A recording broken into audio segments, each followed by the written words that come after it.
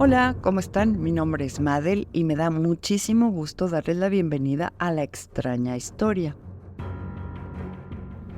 Todavía seguimos hablando de las doncellas poseídas de Querétaro y en este último episodio por fin conoceremos a los verdaderos demonios. A esos de carne y hueso que ni a la Inquisición del siglo XVII ni a los historiadores contemporáneos les gusta mencionar. Pero antes de adentrarnos en este chismecito sabrosón, permítanme relatarles una anécdota muy especial.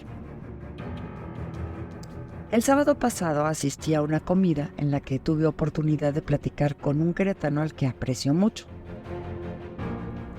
Después de contarles sobre la naturaleza de mi podcast, con esa generosidad que le caracteriza, él decidió compartir conmigo una escalofriante historia que le ocurrió años atrás. Verán, resulta que después de una exitosa gira, este hombre por fin llegó a su casa. Serían más o menos las 2 de la mañana cuando estacionó su vehículo frente a la plazuela Mariano de las Casas, como lo hacía frecuentemente. Pero sin imaginarse que en aquella madrugada sería testigo de lo imposible. Para quienes no conozcan la ciudad de Querétaro, permítanme decirles que esta plaza es un coqueto espacio en donde hay una fuente danzarina, bonitas bancas para tomar asiento bajo la sombra de los árboles, locales comerciales y, lo más importante de todo, una espectacular vista del monumental templo y exbeaterio de Santa Rosa de Viterbo, una auténtica joya del barroco mexicano. Pues bien, como les estaba contando, nuestro amigo se estacionó frente a este sitio, apagó el motor y levantó la vista. Es entonces cuando se dio cuenta de que ahí sentada en la fuente había una chica dándole la espalda. Le pareció extraño que a esa hora hubiera una mujer sola ahí, sentada como si nada. Pero bueno, las explicaciones pueden ser diversas. Quizás aquella chica había salido de una fiesta. Quizás estaba esperando a alguien o tal vez estuviera ahí por motivos de trabajo. Y bueno, ya saben a qué tipo de trabajo me refiero. El problema es que la vestimenta de aquella mujer no empataba con ninguna de las posibles teorías antes expuestas ni con la moda actual. Aquella joven de larga y negra cabellera vestía una especie de bata o de camisón largo o hábito blanco. Cosa muy extraña, por cierto. El testigo se quedó ahí observando, cada vez más extrañado con la situación, cuando de pronto aquella chica giró la cabeza y lo miró directamente a los ojos. Fue entonces cuando este queretano también se percató de algo aún más extraño y escalofriante. La muchacha tenía un rostro hermoso, pero su piel era increíblemente blanca. Esta persona sabía que aquella palidez no era natural, que esa chica parecía más muerta que viva. Y entonces sucedió lo peor. La mujer de vestido blanco y palidez de muerte comenzó a desplazarse lentamente hacia donde se encontraba la persona que me compartió este relato.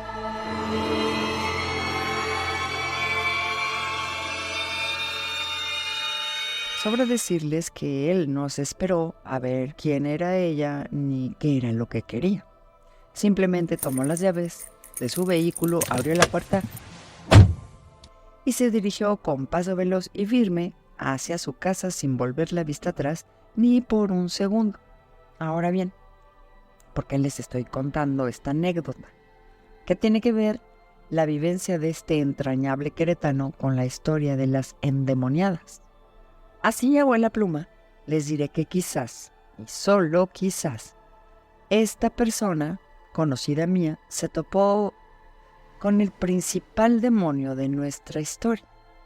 Pero eso lo veremos al final del episodio. Por lo pronto, ¿qué les parece si comenzamos?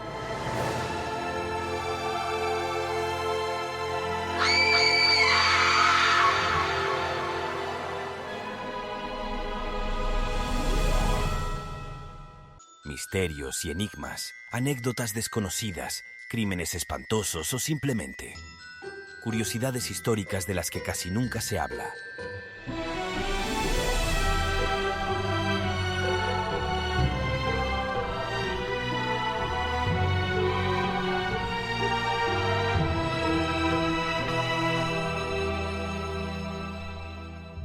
Extraña historia.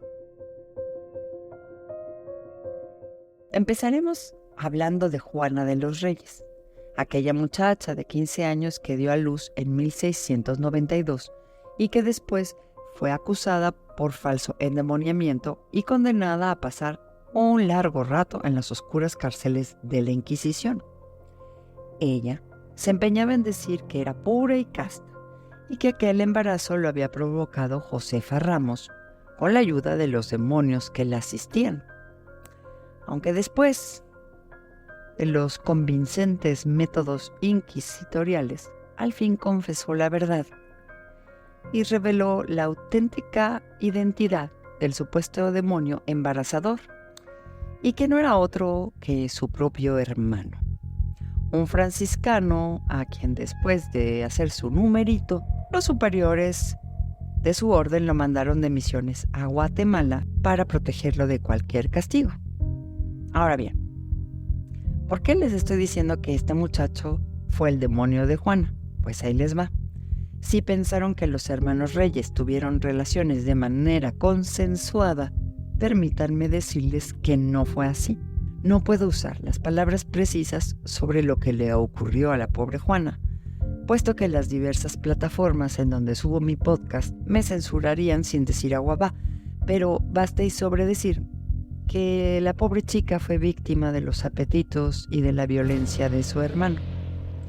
Es más, la chiquilla ni siquiera sabía qué era lo que le estaba ocurriendo, y fue por eso que diversos fenómenos del tipo poltergeist empezaron a ocurrir a su alrededor.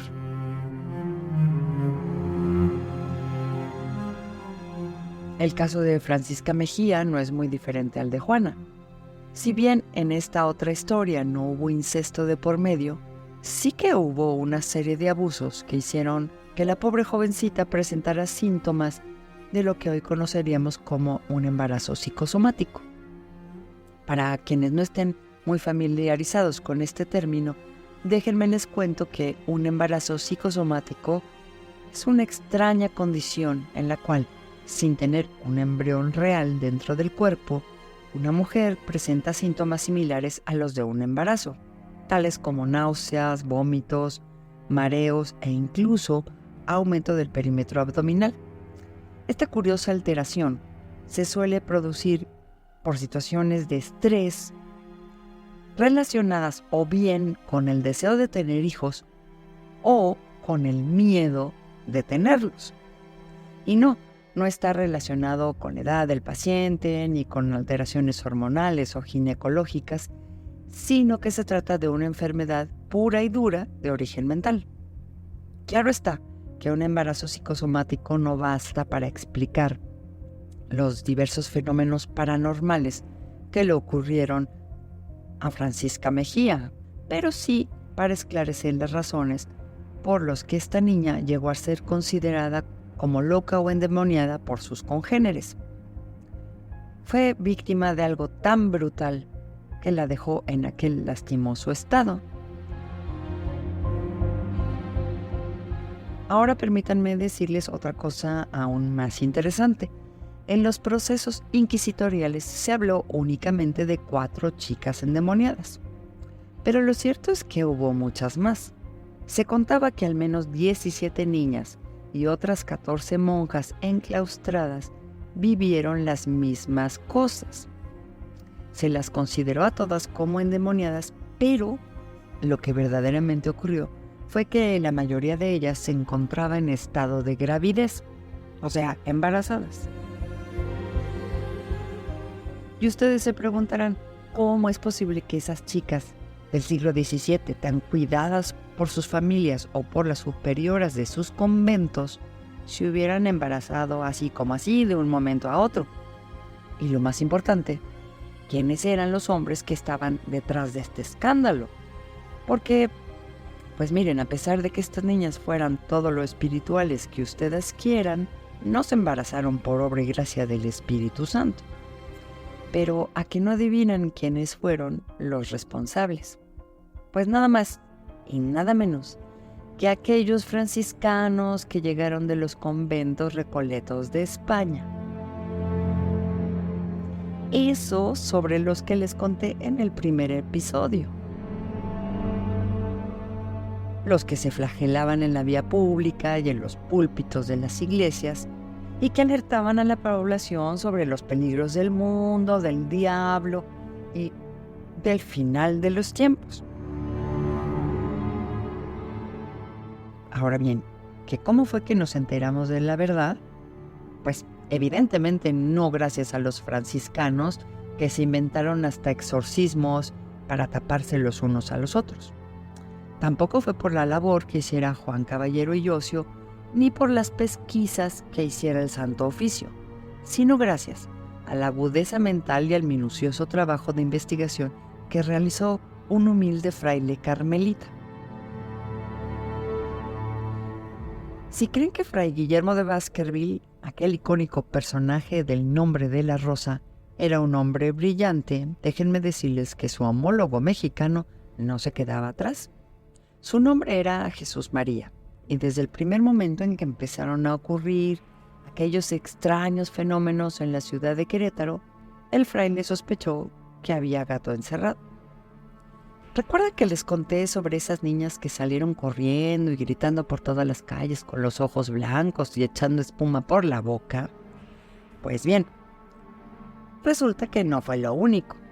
También hubo otras chiquillas que aullaban cuando se les iba a dar la comunión, que empujaban a la gente que escuchaban atentamente la misa, y otras más que tiraban los candelabros, las velas, los incensarios y todo aquello que les sonara a religioso.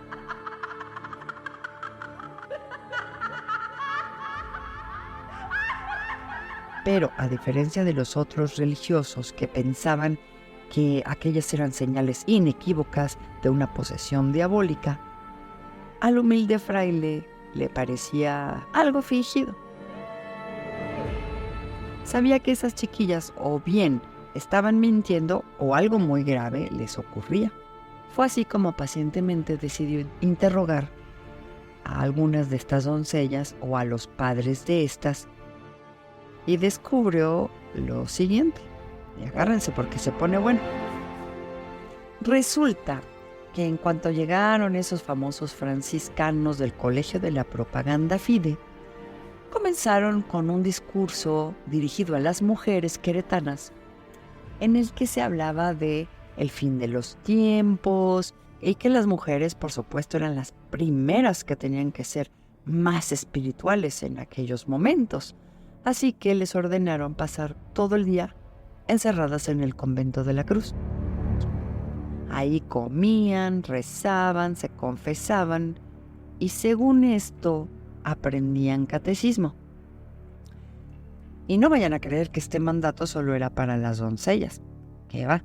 Las jóvenes casadas también tenían que cumplirlo y acudir al templo todo el día, lo que significó que muchos de sus maridos se quejaran y por eso este fraile carmelita se enteró. No conforme con tener a las mujeres todo el día ahí, los franciscanos también decidieron hacer una especie de retiros espirituales en donde aquellas mujeres tendrían que quedarse no solo durante el día, sino también hasta la noche, en compañía de sus confesores, de otros frailes y de uno que otro muchachito igualmente espiritual al que los monjes habían logrado atraer con su poderosa oratoria. El fraile carmelita también descubrió que los franciscanos les habían prohibido terminantemente a todas las personas que acudieran con sacerdotes de otras órdenes religiosas. Ya no podrían visitar a los carmelitas, ni a los dominicos, ni a los jesuitas. Según esto, porque ellos no estaban tan versados en las cosas del demonio como lo estaban los hijos del padre Asís. Lo que les acabo de contar es la típica manera en la que funcionan las sectas u organizaciones coercitivas. Primero, aíslan a sus víctimas, cortando todo vínculo con la realidad y con otras personas. Después, viene esta otra parte en la que se promueven ayunos, penitencias y otros castigos corporales que poco a poco van minando la salud y la energía de sus víctimas. Ya que están así, sigue el lavado de cerebro y por último vienen los abusos de todo tipo.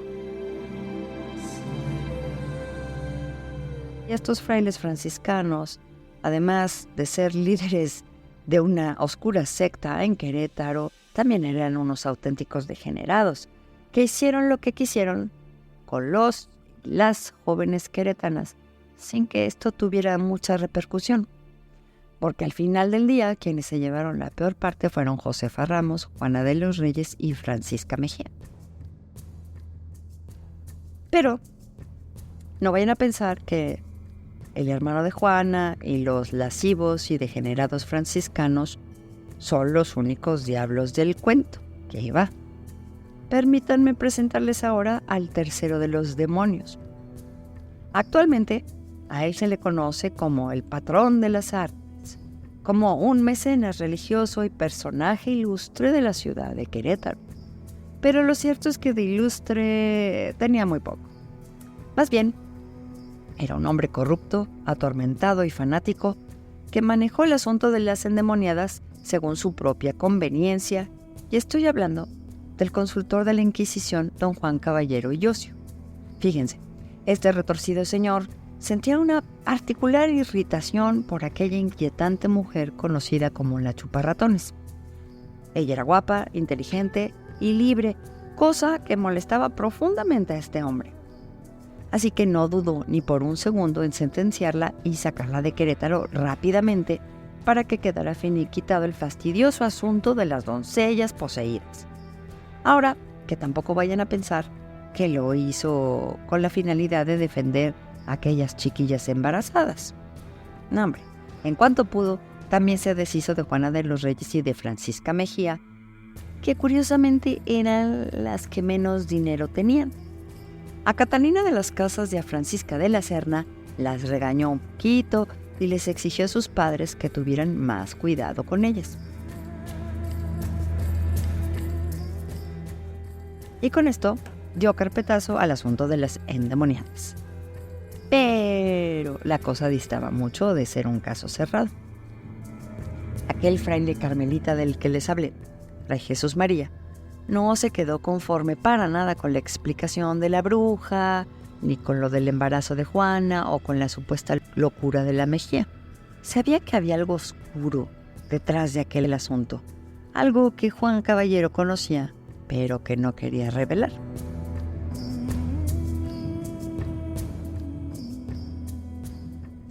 Así que siguió investigando y atando cabos por aquí y por allá, hasta dar con una persona a la que hoy por hoy podríamos acusar, junto con los otros franciscanos degenerados, de ser la culpable del caos ocurrido en Querétaro a finales del siglo XVII. ¿Que quién era esta persona? Pues quien menos se imaginan.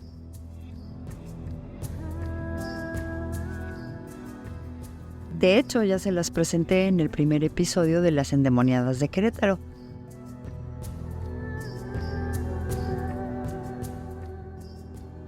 Su nombre era Francisca de los Ángeles. ¿Que quién es ella? Pues miren, con el tiempo llegaría a ser la directora del Beaterio de Santa Rosa de Viterbo. Sí, esa chica humilde que se las daba de santa fue ni más ni menos a la que Juan Caballero y Ocio le construyó el famoso y espectacular templo que conocemos en la actualidad. Pero antes de presentárselas, no olviden regalarme su like, dejarme sus comentarios y si les gusta mi contenido, compartirlo con alguien más. Y ahora sí, les cuento sobre Francisca.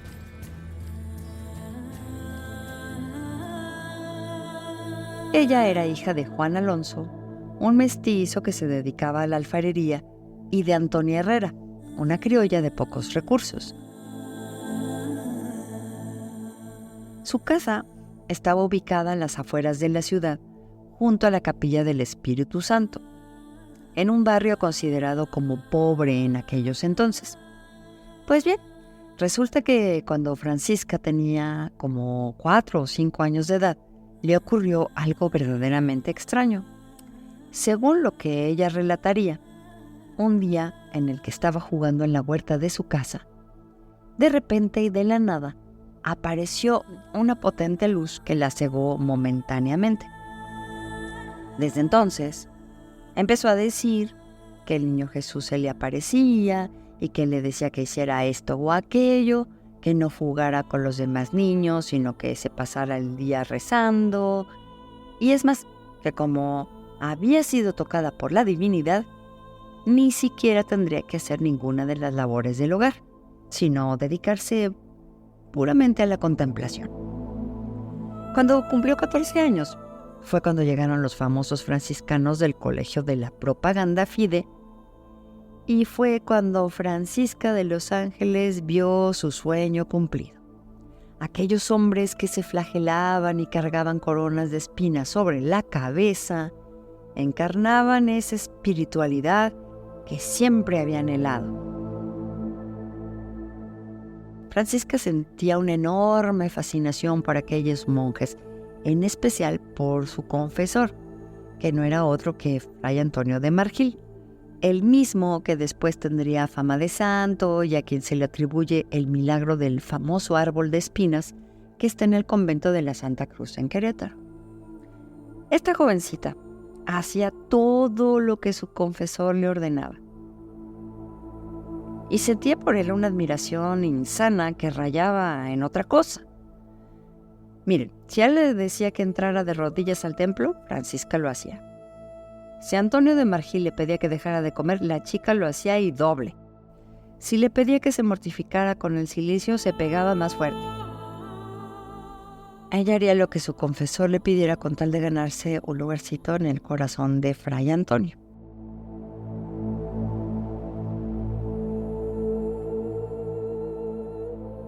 Como era de esperarse, aquel fanatismo exacerbado la llevó a ser objeto de la crítica de otras jóvenes de su edad, y fue aquí cuando algo se torció definitivamente en la personalidad de Francisca.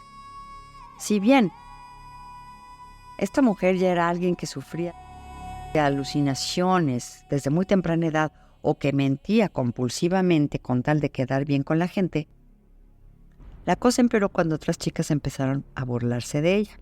Francisca dijo tener visiones aún más impresionantes que las que había inventado con anterioridad.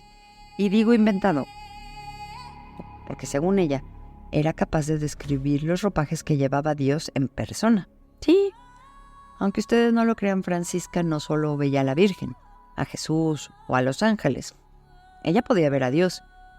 Y entonces les contaba a los demás cómo era el cielo, el manto que usaba Dios, la clase de los adornos que llevaba.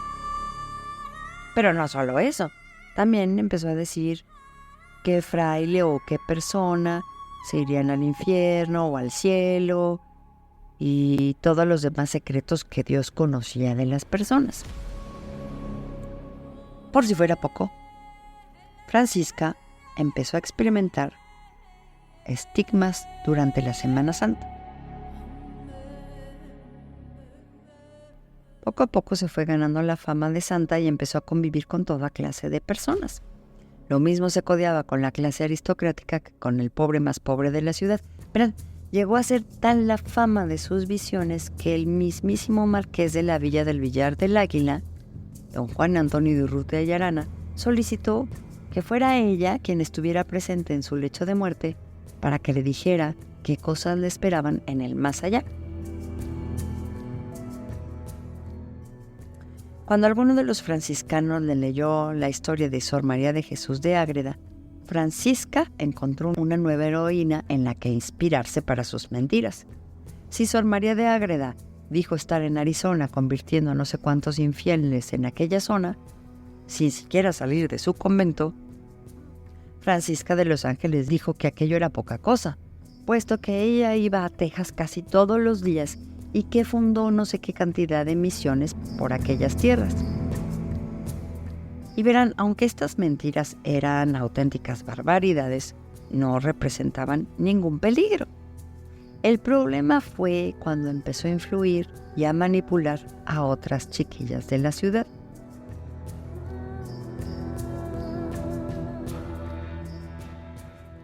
Ya les conté lo que los monjes hacían con las niñas que iban al convento.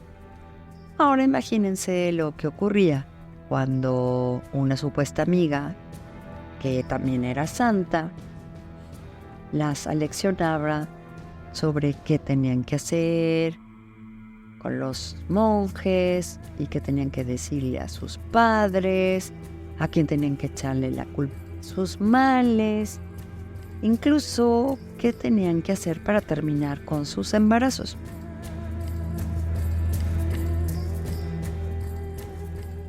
Lo de las varas en la vagina y lo de consumir Solimán fueron sugerencias de Francisca para acabar con los supuestos demonios que atormentaban a aquellas doncellas. Visto el asunto de manera contemporánea y para resumir las cosas, podríamos decir que Francisca de los Ángeles fue algo así como la Gloria Trevi del siglo XVII. Pero ahí no para la cosa. Cuando pudo traicionar a los franciscanos, esos que decían ser sus hermanos de espíritu, no dudó en hacerlo, ya que para ella era más importante el dinero que los amigos. Por otro lado, durante su gestión como directora del beaterio, los abusos entre confesores y beatas siguieron ocurriendo una y otra vez. Tanto así que podemos ver hubo otros juicios más sobre este mismo tema. A pesar de toda la historia que les estoy contando, Juan Caballero y Ocio quería que el nombre de aquella niña llegara a los altares y que fuera conocida por todos como la Santa Queretana. Afortunadamente eso nunca llegó a ocurrir y al final su historia no llegó ni a la esquina. Es más, ni los queretanos conocen su nombre o los supuestos milagros que ella realizó. Es por eso que yo me atrevo a especular que la joven que vio la persona sobre la que les conté en un inicio es esta fallida santa cuyo ego no la deja descansar en paz. El último demonio de esta historia.